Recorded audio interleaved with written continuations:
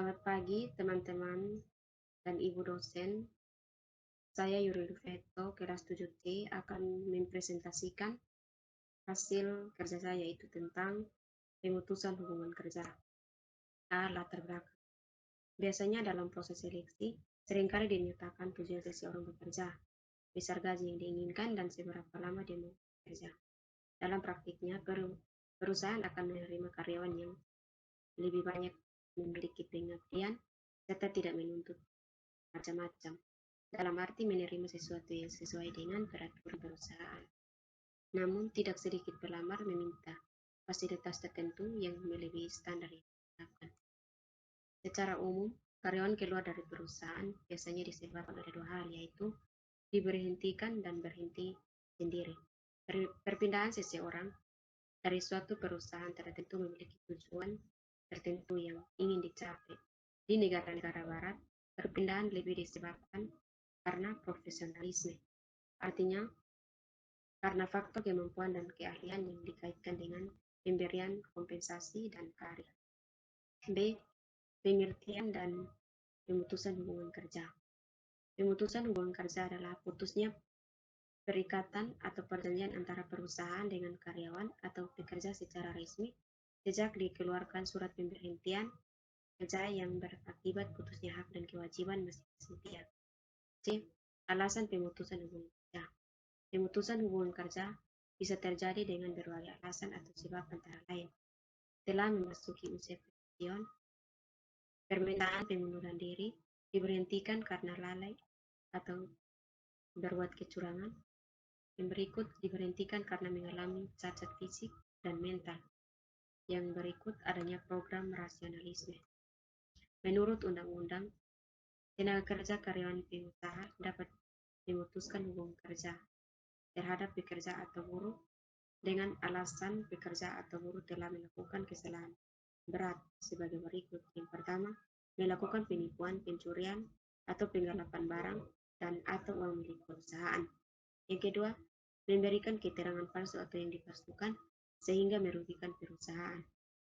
Yang ketiga, mabuk atau meminum minuman keras yang memabukkan. Yang keempat, melakukan perbuatan asusila atau perjudian di lingkungan kerja. Yang berikut, dengan ceroboh atau sengaja membiarkan teman kerja atau pengusaha dalam keadaan bahaya di tempat kerja.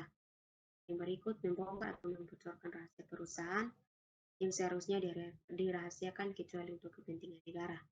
Yang berikut, melakukan perbuatan lainnya di lingkungan perusahaan yang diancam pidana 5 tahun atau lebih.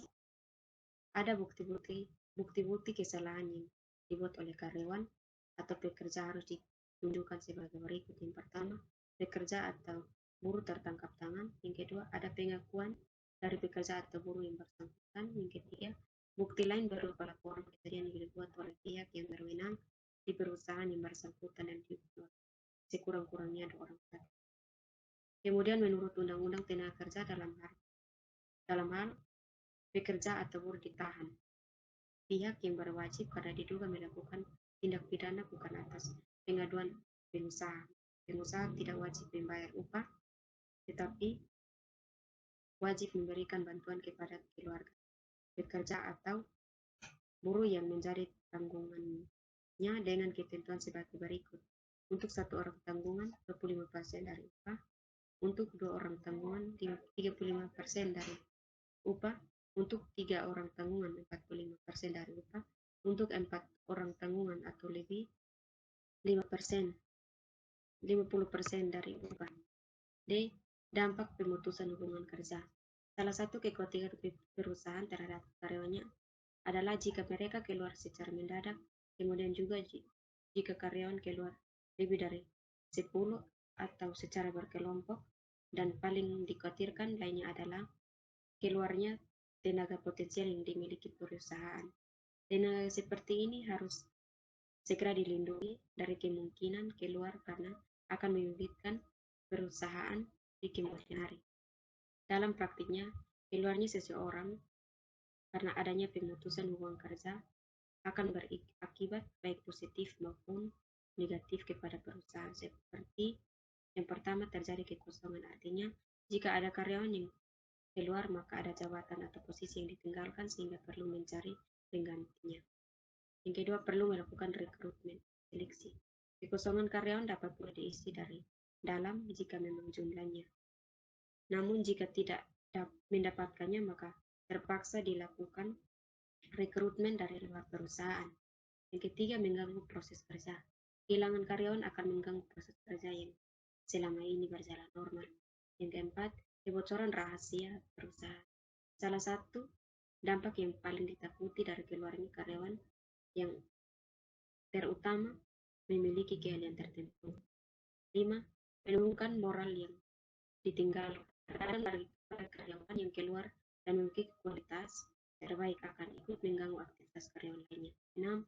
Kehilangan tenaga potensial.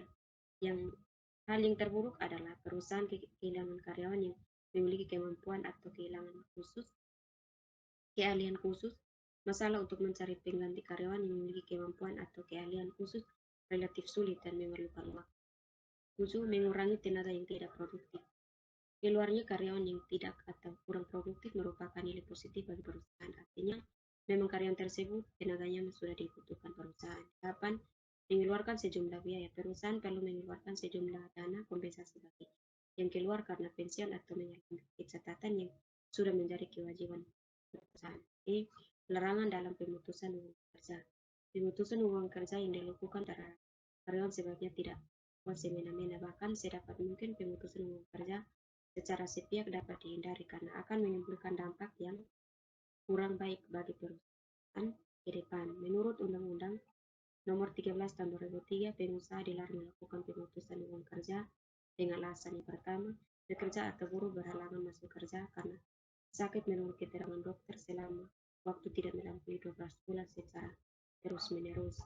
Yang berikut, pekerja atau buruh berhalangan menjalankan pekerjaan karena memiliki kewajiban terhadap negara sesuai dengan ketentuan perundang-undangan yang berlaku. Yang berikut, pekerja atau buruh menjalankan ibadah yang diperingatkan. Pekerja atau buruh mengadukan pengusaha kepada yang berwajib mengenai perbuatan pengusaha yang melakukan tindak pidana kejahatan. Karena perbedaan paham, agama, aliran politik, suku, warna kulit, golongan, jenis kelamin, kondisi fisik, atau status perkawinan, kerja atau buruh dalam keadaan cacat tetap, sakit akibat kecelakaan kerja, atau sakit. Ketentuan lainnya yang berkaitan dengan pemutusan hubungan kerja antara lain perusahaan dengan karyawan. Yang pertama, pemutusan hubungan kerja tanpa penetapan batal demi hukum. Yang berikut, selamat putusan lembaga penyelesaian perselisihan hubungan industrial belum ditetapkan, baik pengusaha maupun pekerja atau buruh harus tetap melaksanakan segala kewajibannya. Yang ketiga, pengusaha dapat melakukan penyimpanan terhadap ketentuan berupa porsi kepada pekerja atau buruh yang sedang dalam proses pemutusan hubungan kerja dengan tetap wajib membayar beserta hak lainnya yang bisa diterima pekerja atau buruh.